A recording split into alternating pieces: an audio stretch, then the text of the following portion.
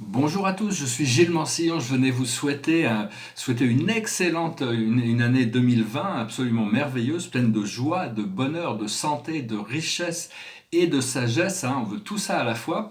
Et donc j'espère que vous avez bien commencé l'année et que tout va se développer sur ce nouveau cycle. C'est 001, 0110, hein. Dans 1000 ans, on peut communiquer avec notre être futur dans 1000 ans. On s'apercevra que tout est inclus à l'intérieur de la fréquence de l'infini, 001, 0110. Et donc, moi, personnellement, je partage des idées philosophiques ici. J'essaie à la fois de présenter des idées pratiques et des idées conceptuelles pour ouvrir l'esprit. Et mais d'un point de vue très pratique, il y avait un philosophe qui s'appelait Héraclite, qui était un présocratique, qui pensait que la vie était comme un fleuve qui coulait éternellement et qu'on ne pouvait pas jamais rentrer deux fois dans le même fleuve. Le fleuve change éternellement. Et donc si on peut considérer que, bon après ça a été contredit par Aristote, mais on s'est aperçu avec le temps qu'Aristote avait tort et que Héraclite avait raison, que toutes les choses sont en changement éternel. Les électrons ne peuvent jamais s'arrêter de tourner autour des protons. Tout est en flot. Et donc dans ce flot, toutes nos pensées vont dans la direction de la rivière ou vont contre le courant. C'est-à-dire que quand on a une pensée qui est positive, qui va dans la direction de la réalisation de nos désirs, c'est qu'on va avec le courant. Donc c'est important de commencer à voir que toutes les pensées, il y a des pensées qui sont neutres, mais enfin la plupart ne sont pas neutres, elles vont avec le courant ou contre le courant. C'est-à-dire je suis heureux et comblé, ça va avec le courant. Je veux guérir et réparer les aspects de moi-même qui sont en souffrance, ça va contre le courant.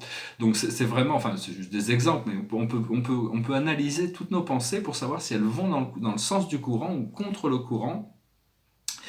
Et parce on veut vraiment se laisser porter. Une fois qu'on aura traversé toute la rivière et on aura passé, parce que bon, il y a des courants chauds, des courants froids, des fois il y a des fois il y a des rapides aussi, et donc dans cette rivière. Et donc, mais à la fin, on va arriver quand on arrive au bout de la rivière, c'est quelque chose qu'on n'a pas encore complètement découvert, mais on sait que c'est là. Il y a ce grand océan de conscience, c'est-à-dire que tout s'arrête au point zéro et l'un devient un avec l'un. On devient un avec cet océan de conscience. Donc vraiment, c'est il faut arriver à apprendre à lâcher prise pour arriver à se laisser porter par ce courant, pour aller vers les choses qui sont désirées et désirables. Et donc on va arriver à ce point zéro, hein, ce point zéro d'unité, parce que en réalité, tout ce qui est matériel, en réalité, est fait d'électrons. Si on arrive à contrôler la masse électronique à l'intérieur de nous, un électron, les protons, il y a toutes sortes de choses qui se passent à l'intérieur. Il y a 3 circuits d'électrons autour des protons, au maximum, et le circuit intérieur est tellement rapide qu'en réalité, on ne peut pas vraiment on peut pas voir ce qui se passe à l'intérieur. Donc, ils ont décidé que vu qu'ils ne pouvaient pas voir dedans, ils allaient les faire exploser pour libérer l'énergie, essayer de comprendre ce qui est scientifiquement, c'est une sorte d'agression vers la nature, vers la base même de la constitution de l'univers. Donc il y a d'autres moyens d'étudier que ce qu'ils font actuellement. Mais bon, donc ces électrons, ces électrons sont presque à la vitesse de la lumière sur le circuit interne. Ce qui se passe, il y a un mésotron à l'intérieur qui maintient les neutrons aux protons. Ça, on va aller découvrir ces choses-là.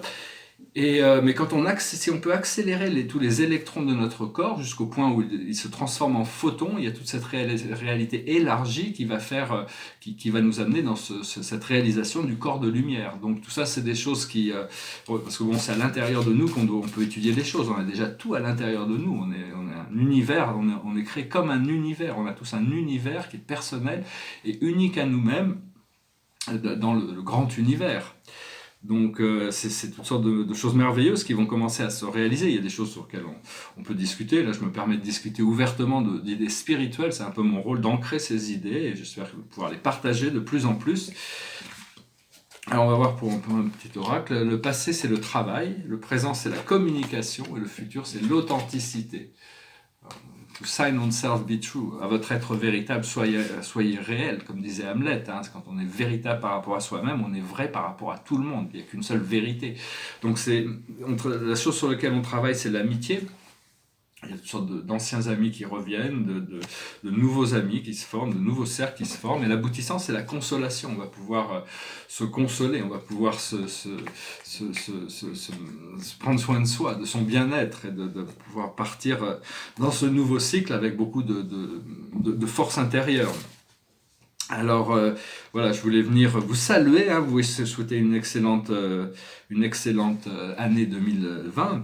Et donc on a tous cette force, on doit apprendre à permettre la libération de la résistance. C'est pas facile, c'est des choses subtiles, parce qu'on doit gérer toutes nos énergies. Savoir qu'au niveau de l'infini, la partie de nous-mêmes qui est réelle, Dieu est ce qu'on appelle Dieu, c'est cet exercice du pouvoir de l'amour et du pouvoir de la sagesse. L'amour, la sagesse qui lui confère un pouvoir infini. L'amour, c'est la connaissance des choses, la sagesse, c'est la connaissance des moyens. Quand on connaît les choses et on connaît les moyens, on peut faire les choses. Et donc, parce que savoir que tout est loi, tout existe à l'intérieur d'une loi naturelle, et donc la philosophie, au départ, les philosophes devaient adresser la science, devaient adresser l'art, à travers la poésie par exemple, s'exprimer de manière poétique, ils devaient en plus expliquer les choses de la vie. Donc, à mon avis, il y a toute cette prise de conscience, cette nouvelle lumière qui arrive, et donc on va découvrir de nouvelles sciences qui vont se révéler. Comme il y a des choses qui vont être, depuis les années 50, il y a des vaisseaux extraterrestres qui sont échoués sur notre planète, et certains groupes ont récupéré ces technologies qui gardent pour eux-mêmes, mais ce qui va se révéler progressivement, c'est les plateformes anti-gravité, ce qui va permettre d'avoir des véhicules qui sont à la fois silencieux, non polluants, rapides, confortables, parce que c'est des technologies qui existent sur la Terre quand même depuis assez longtemps, mais il y a des pouvoirs financiers qui font qu'ils ont préféré ne pas présenter cette technologie. Mais enfin, maintenant, ça y est, je crois que ça va arriver, hein, ces plateformes de lévitation aussi qui vont nous permettre de créer des habitations dans les nuages. Après ça, il suffit d'avoir une navette pour pouvoir... Enfin, il y a toutes sortes de nouvelles technologies, comme la technologie de l'antigravité, c'est un des pouvoirs spirituels. L'esprit infini a ce pouvoir de gravité, antigravité. Donc, c'est juste une question d'être suffisamment léger pour pouvoir commencer à contrôler le flot d'électrons, aussi bien à l'intérieur de nous que celui qu'à l'extérieur de nous. C'est comme ça qu'on va développer la télékinésis, l'habilité de bouger les objets avec notre esprit. Ça, c'est des choses qui arrivent en alignement, hein. On ne les recevra que quand on sera complètement prêt. Et après, ça va être juste un début qui va nous permettre de travailler. Il y a toutes sortes de choses... C'est comme les réplicateurs sont aussi des technologies qui vont arriver sur la scène terrestre. Les premières introductions, c'était les imprimantes 3D, hein, parce qu'une fois qu'on peut aller beaucoup plus loin, c'était juste une introduction matérielle d'une technologie galactique. C'est-à-dire que si on veut créer une station spatiale, on ne crée pas une station spatiale sur Terre pour l'emmener là-haut, on la crée là-haut, hein, on crée les choses, on va apprendre grâce à ces technologies de réplication aussi qui vont permettre d'avoir toutes les nécessités, les habits, la nourriture, tout le monde pourra avoir tout ce qu'il a besoin quand il a besoin. Toutes sortes de nouvelles technologies galactiques qui vont arriver, hein. Donc voilà, on se prépare pour contribuer à notre manière. On va voir comment l'univers va nous utiliser, hein, on va essayer de remplir notre plus haute fonction. Derrière moi, c'est un tableau, c'est un portrait d'une amie qui s'appelle Tali. C'est la muse de la poésie comique. Et ici, c'est un tableau sur le système solaire, les 10 planètes principales du système solaire, avec Pluton, Neptune, Chiron, Mercure, Vénus, la Terre, Mars, Jupiter, Saturne et Uranus, ici. C'est un tableau de 2007 ou 2008. Il y a une autre planète ici qui n'est pas encore connue, qui est plus loin que Pluton. Je finis avec une chanson. C'est une chanson que je me souviens, j'avais chanté dans les Alpes la dernière fois. J'étais en face du Mont Blanc, j'avais chanté. C'est une chanson qui dit que vous êtes, you are so beautiful. It goes like this. You are so beautiful to me. You are so beautiful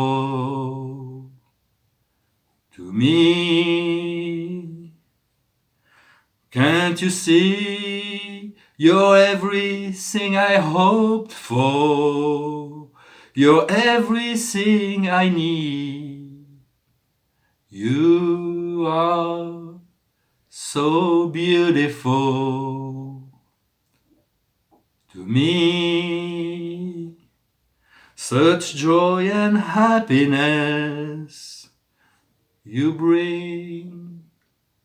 Such joy and happiness you bring. Like a dream, a guiding light that shines in the night. Heaven's gift to me. You are so beautiful to me. Voilà, hein, do not forget, n'oubliez pas, you are so beautiful. On est tous des êtres divins en réalité qui avons choisi de s'engager ici. Et on vit des choses complètement absurdes des fois, mais ça, cette loi de l'univers, c'est une loi, il y a un des aspects essentiels de la loi, c'est que tous les êtres et toutes les choses doivent grandir et évoluer à travers l'expérience. Donc des fois, on est un peu conditionné par la nécessité d'évolution du monde qui nous entoure. Donc c'est rester bien concentré sur cette lumière, hein, qui nous guide. Je vais tirer une dernière carte, c'est l'As de Michael. Une merveilleuse idée vient de germer, ne vous laissez pas arrêter par les chaos du chemin. Élucider tout problème de communication. Donc voilà, cette année, ça va être vraiment une année de clarté qui se présente devant nous. Voilà, je vous souhaite une excellente décennie même, hein, on tape cette décennie, mais vivez chaque moment à la fois, chaque jour à la fois, le plus possible dans le présent, pour profiter au maximum de toutes ces choses qui vont être reçues, hein, directement depuis notre centre, depuis notre source, et qu'on va pouvoir partager. Voilà, je vous remercie d'aimer, de partager, de commenter, de souscrire, et je vous dis à bientôt. Namasté.